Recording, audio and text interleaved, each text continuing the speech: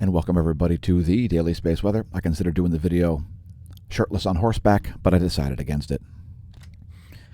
So we brought up the SDO browse data here in 94 angstroms to see additional sunspots growing to the south of sunspot 2835. Now we've got sunspot 2836 down there.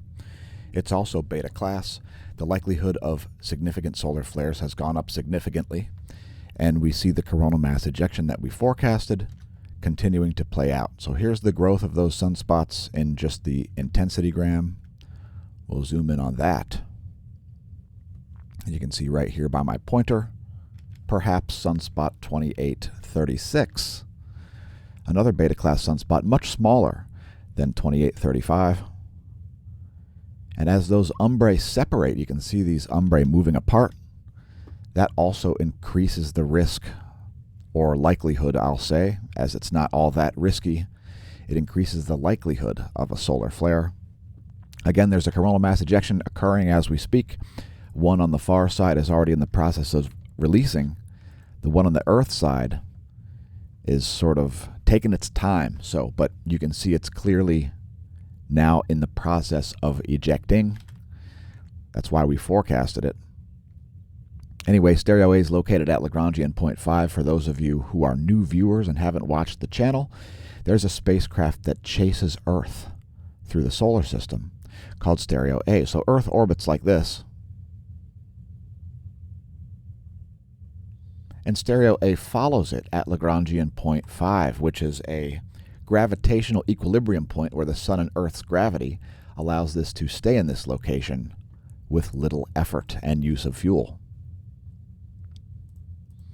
Anyway, that's the viewpoint from stereo A, and you can see the sort of Earth vicinity coronal mass ejection occurring, as we have no way to, at least not current, we don't currently have any way to guess the trajectory of these things until they're sort of fully ejected from the corona, because of all sorts of magnetic fields affect the way the plasma leaves the solar area, I'll say. So here's the solar area in 304 angstroms ionized helium, probably the best wavelength at showing filaments. And as we showed yesterday on yesterday's Daily Space Weather video, you can see around, well, I can see around this area, there's still a bunch of filamentary material up there. And really, there's not a lot more to say than that. There's a lot of plasma between the Earth and Sun right now, and it's in the process of ejecting in an event known as a coronal mass ejection. So here's the location of things in the solar system. And of course, we don't know if the coronal mass ejection could end up going in this direction, or in this direction, or in this direction. But certainly we see some of it already headed in this direction. And that's why it's great that we have the view from stereo A. It really makes a big difference in that far side coronal mass ejections are very deceptive. And indeed, when you look at the coronagraph located at Lagrangian point 1, the SOHO-LASCO C2, you can see some ejecta here coming out of the east side in this latest imagery. That is another non-Earth facing coronal mass ejection. But again, there is one that is not yet ejected and will not show up on the LASCO C2 or C3 until it is farther out into the outer corona. Here's a star chart. If you're wondering what's above your head, check out in-the-sky.org. I've drawn in the ecliptic. I face mine to the south. You've got, I think it's the moon, as well as Jupiter and Saturn up there. I think Mercury rising ahead of the sun. I clicked and clicked and clicked, and Mercury came up. There you go, Mercury. And again, that's where stuff's located. There's where things will be in a week. 1 week until July 4th, which will fall on a Sunday this year. Cheers. The radio flux, we're not even sure what it is. I think it's over 90 now. As the upper chromosphere and lower corona emit radio frequency, very consistent with sunspot number in terms of its flux density. The 10.7 centimeter radio flux is measured in solar flux units. Solar flux units are 10,000 joules. And we're not really sure what it is. Space Weather Enthusiast dashboard are putting it 82. That doesn't sound right. Solon.info showing around 82. I would say it's probably over 90, but I'm not measuring the 10.7 centimeter radio flux, so I would just wait for all the sites to sort of update. We don't see any geomagnetic storms forecasted, but we may soon, depending on the trajectory of the Earth vicinity portion of the coronal mass ejection. Let's take a look at global seismicity. We're wondering which earthquakes are happening, or in this case, not happening. Check out this 90-day bar graph. You can see here on volcanodiscovery.com that there is a lull in 7 magnitude earthquakes over the past 90 days. So we only saw one 7 magnitude earthquake. There's a lot of pressure building, and I would say if you're in an earthquake-prone zone, have a plan, and realize the fact that these 5+ magnitude earthquakes, or maybe even these 4s, could be foreshocks. Anyway, here's the USGS list of the past 24. One of the largest quakes of the past 24 hours was this 5.7. A 5.7 there in the Mid-Atlantic Ridge, which is a fairly uncommon spot for earthquakes. In any case, that one came in yesterday at 1801. June 26th at 1801. That's universal time, by the way. So at least a couple of deep quakes here, including this 4.5 at Timor-Leste. I'm going to ignore that 2.6 other than the fact that I just said it's a 2.6 at Alaska at nearly 100 kilometers. Vanuatu saw a deep 4.8. Again, there's that 5.7 in the Mid-Atlantic Ridge. Leave us a comment if you think a tsunami could be generated on the east coast of the U.S. Kermadec Islands saw a 5.1. I think it's a myth that the eastern U.S. could not experience a tsunami. Some argue that the continental shelf would prevent a tsunami from making it to the U.S. East Coast. I don't want to see an 8 magnitude earthquake in the North Atlantic. That's all I'll say.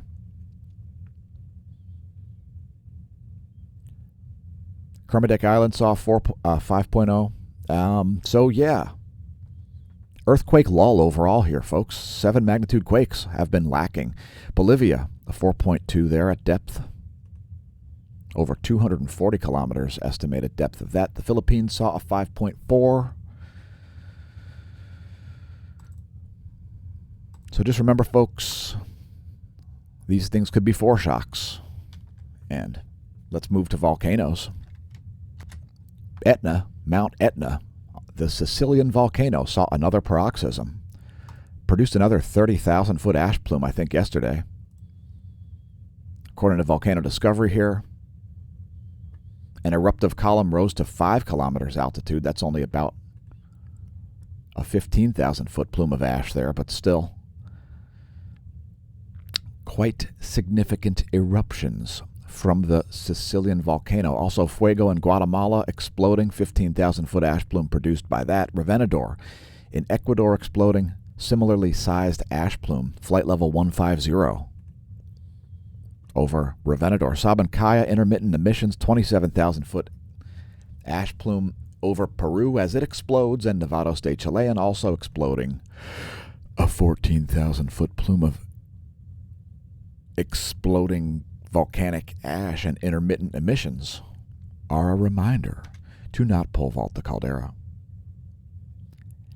And thanks to all of our viewers who've picked up merch. And thanks to all of our viewers who've not pole vaulted active volcanic calderae. It would be an unfortunate thing to do, so thanks for not doing it. And please pick up some merch and tell your friends and foes not to do it. Even perhaps strangers, as who knows how dumb the people you're meeting might be.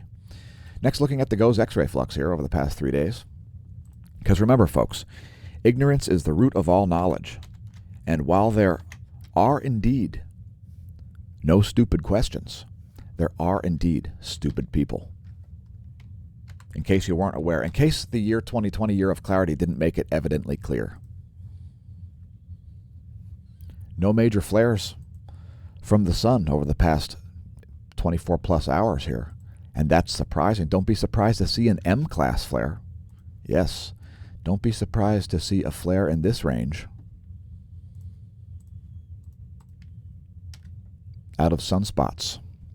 Now, a little side note. If you're not familiar with smAsho Mash's mission, head to smashomash.com/forum/mission. You can read all about it. One of them is to raise the awareness of the general public of the relationship between space weather and Earth effects. A lot of people seem to think that the Earth is some kind of closed system, when in fact all of your weather comes from space. And I actually realized that as a result of weather forecasting. So that's part of the reason why the channel exists. Like Jordan Peterson, I don't like to talk about things that I don't know something about. Anyway, that's part of the mission. Also check out the forum. More on the forum later in the video. The ghost proton flux showing no spikes, but if a coronal mass ejection heads our way, especially one propelled by a massive solar flare, expect to see a spike in the proton flux. Let's check out some magnetometer data here, gathered from ground-based magnetometers as well as magnetometers on stereo A and stereo B. Here's the Gong 2 data. And there is a South Pole current sheet headed our way,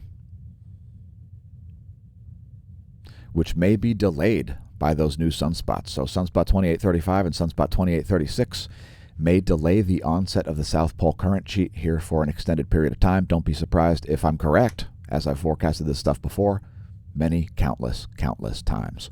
Line of sight, ecliptic plane field plot showing essentially the same data here. South Pole current sheet has been delayed by sunspots. Here's a line of sight coronal hole plot, and we do see some coronal holes here around the areas there in the south where those sunspots are, as well as in the north. So some coronal holes approaching the solar equator here, just east of the earthly area. So right around this area right here. Some interesting activity going on right there as north and south pole oriented coronal holes approach the equatorial region. That's a solar uptick, folks.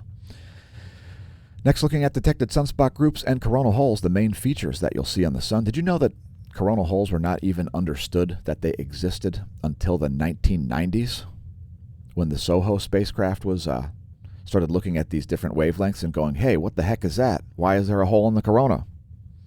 What are the implications? Well, the implications are serious, especially if you don't understand them. But in any case, this sunspot down here is already beta class. We'll show you high-res images of it at the end of the video. The computer will agree with me soon. Somebody who doesn't have to agree with me at all is our patrons. Our patrons apparently do agree with us on some stuff, though, in that they help fund our operation. These are the associate producers of the content, our patrons. And if you'd like to help us out with some consistent monthly income, patreon.com/smAshomash. Thanks again, patrons. Our planetary KP index currently at only 1. And for you new viewers, the KP index is a measurement of global geomagnetism. Next, real-time solar wind being pretty uneventful here over the past 24 hours. And I'll leave that on the screen for a moment as I talk about coffee. Yes, I'm drinking coffee. It's got grass-fed butter in it. And, yeah, grass-fed butter. And another little consumer tip, we may be picking up a CBD affiliate. More on that at a later time.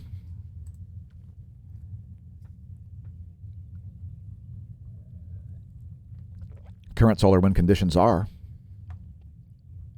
solar wind density around 5 protons per cubic centimeter, solar wind speed only 352 kilometers per second, a very slow solar wind speed, which means any arriving material will leave a significant signature. Let's take a look at the geomagnetic pressure. The geomagnetic pressure around planet Earth. It's the Geospace Magnetosphere movie. Gets 4 hours of data. We show it daily on the channel. It's not accessible in archival format yet. Shout out to University of Michigan. Hint, hint. We'd really like to be able to access old data here. Maybe it's already accessible, but I'm not aware of how. Anyway, that's 4 hours of data. Low pressure in the magnetic region. Ground magnetic perturbations are next. Geospace delta B. It's a measurement of changes to the Earth's B field. And since there's a geomagnetic excursion happening, we show the data daily.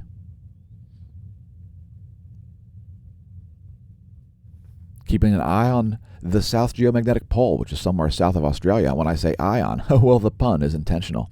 Did you know that we stream regularly live to Twitch? And we've been slacking lately? Yeah, it's true, folks. We've been slacking lately and not doing that much streaming on Twitch. Now, today's meteorology segment will be streamed to Twitch, which means you could have seen it before it aired wherever you're watching it. Unless you're watching it on Twitch, in which case I'm in a time loop. And bear with me, I've got to get in the TARDIS and travel to a different universe. No, seriously, though. Thanks to our subscribers on YouTube. Please tell your friends and foes about the channel. Don't forget to press subscribe if you're new.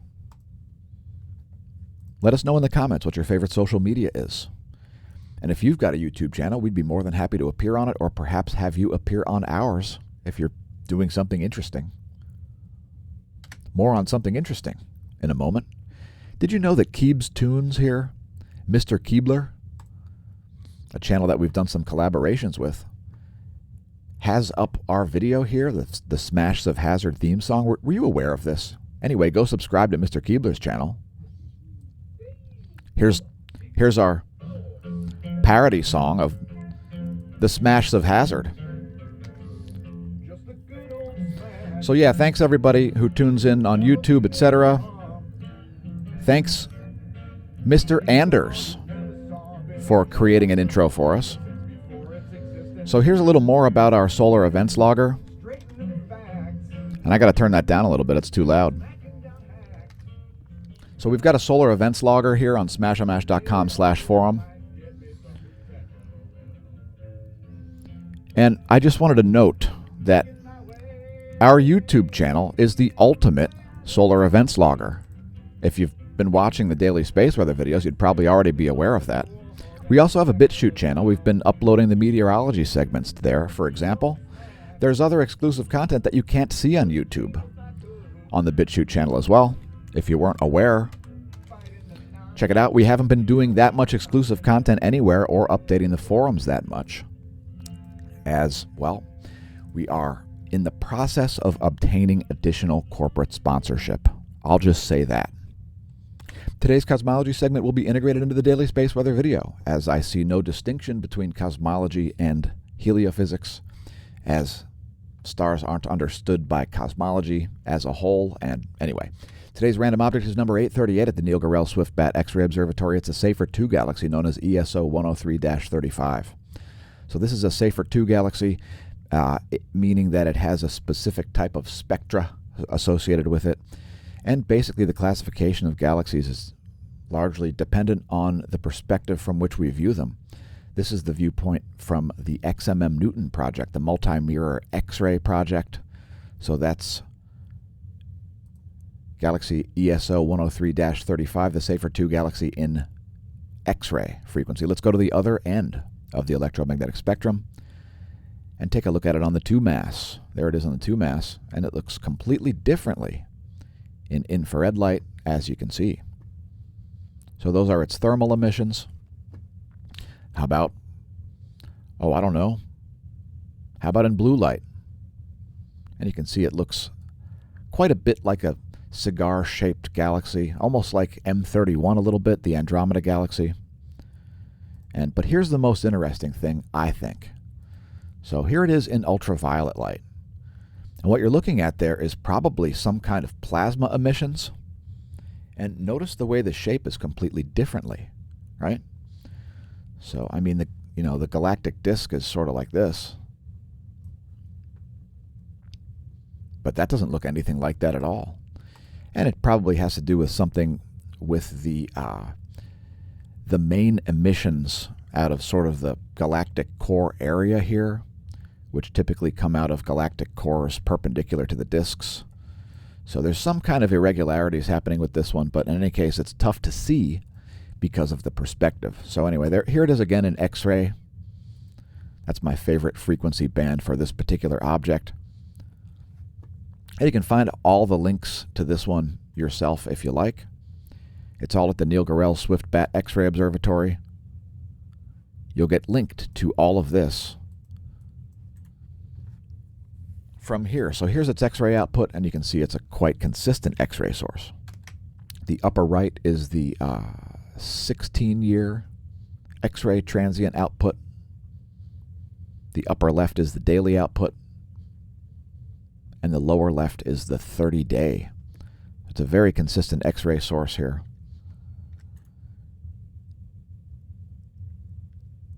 And again, that's number 838 at the Neil Gorell Swift Observatory.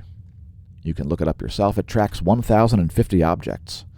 Next, looking at Saturn. So this ties into our mission as well here, as Saturn's bridge to space, its ionosphere affects its atmosphere. So what you're looking at here is 3 bands of the infrared spectrum. So for example, if you look at the rings, they're blue because they're cold. And if you look at this area right here, it's green because it's very, very hot. And if you look at this area here, it's pink because it's in between the green and the blue. Anyway, the point is that the ionosphere is affecting the heating of the upper atmosphere of the planet of Saturn. So you can see here, I mean, clearly it's clearly hotter here than it is at the equatorial region in terms of its upper atmosphere. Its ionosphere, in other words, its ionosphere is getting heated up because of this capacitive action between Saturn and space. And it's all caused by Saturn's magnetosphere, but we won't go too in depth into that, as that's perhaps for a different cosmology segment. This one is tied into the daily space weather. We don't want it to be too long. And let's get to the electron flux. Here's the electron flux, and we don't see any charging hazards here. No surprise there. There's the 1-year chart from Solon.info on the electron flux. Here's the 3-day chart of the electron flux. And electrons surrounding planet Earth have the capacity to charge up satellites. That's why we cover it. It can also cause GPS errors, as the satellites have to communicate through big blobs of electrons, dense electronic regions in the Earth's ionosphere. Here's the relativistic electron forecast. Those electrons are moving fast, which is why we call them relativistic electrons. We're only worried about the ones that are greater than 2 mega electron volts, or 2 million electron volts. Anyway, the forecast is for a pretty consistent, steady electron flux here. If we see any big spikes in the solar wind, expect a dip in the electron flux. So here's the electron flux total electron content forecast. Electron, electron, electron. Duck, duck, duck, duck, electron.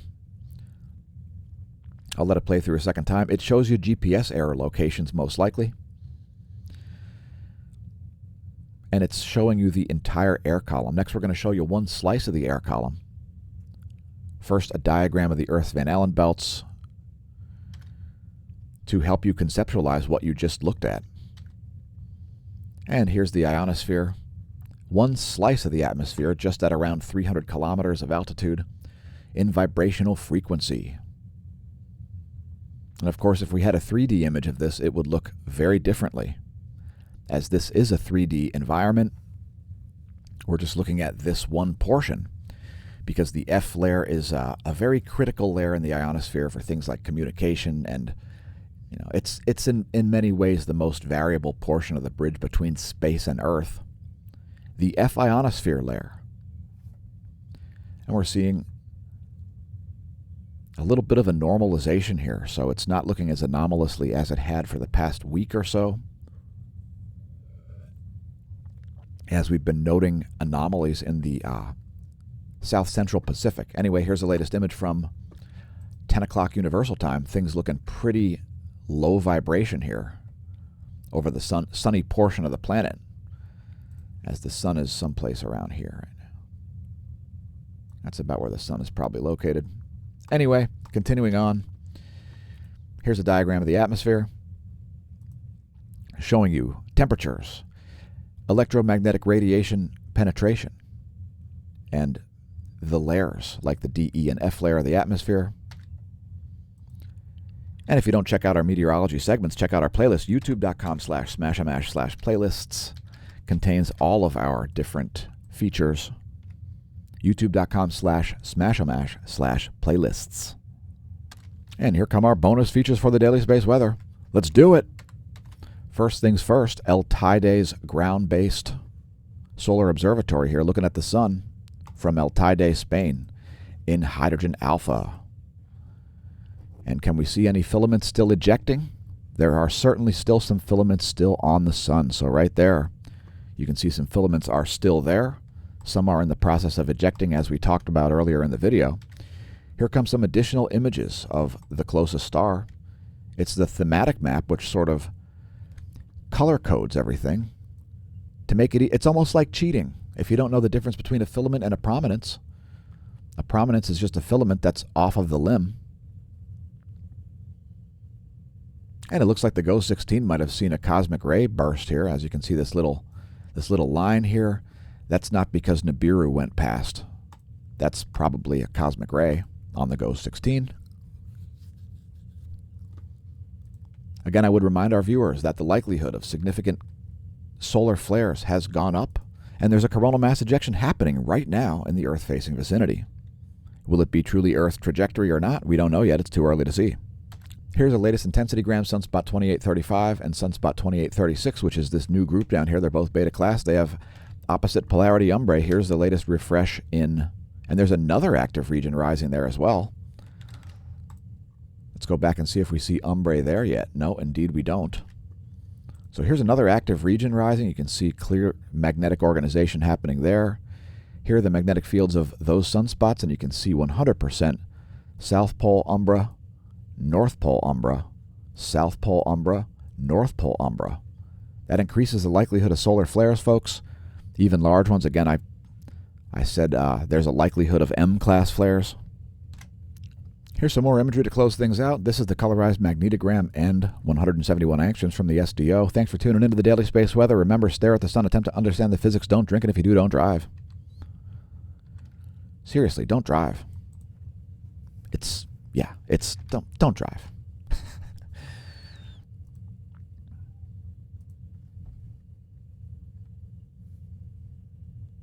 But do press like and subscribe. We'll see you next time from the Smash News Network. May that solar wind be at your back.